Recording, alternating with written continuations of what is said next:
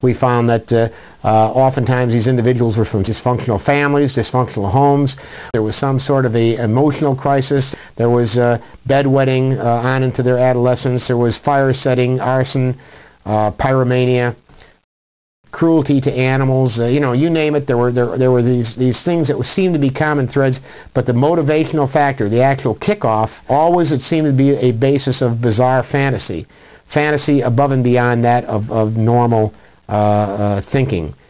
It's a very simplistic breakout, but basically it is a replacement, a substitution for talking in the more psychiatric model of what we would call an antisocial personality disorder. A psychopath is what we would call the organized, a psychotic, and various forms of psychosis, manic depressives, schizophrenics, you know, you name it, all these various complicated mental disorders which police officers may not be familiar with, so we'll merely say disorganized. The mixed would show dynamics of both organized and disorganized in different weights. Again, we don't want to get into deep psychological terminology with law enforcement officers who may not have had the benefit of training in those areas. I think if competent counseling was made available to some of these young kids that are obviously going off on the wrong path, I think that there might be some ability to change the patterns that will actually start to show themselves in acting out behaviors later on, usually on into adolescence or beyond. And yet most schools, when they hold back on any school programs, oftentimes it's a school counselor that goes first because they can't afford them. In my opinion, I don't think you cannot afford not to have them.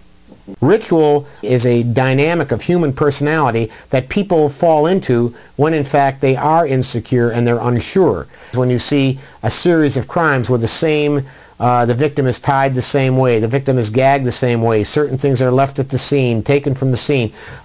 Again, it's a person who's insecure in what he is doing and is doing things in this fashion, not consciously, subconsciously, because it gives them a semblance of control. The most important dynamics for a serial killer is control, authority, dominance over their victims, and this is one way of affecting that.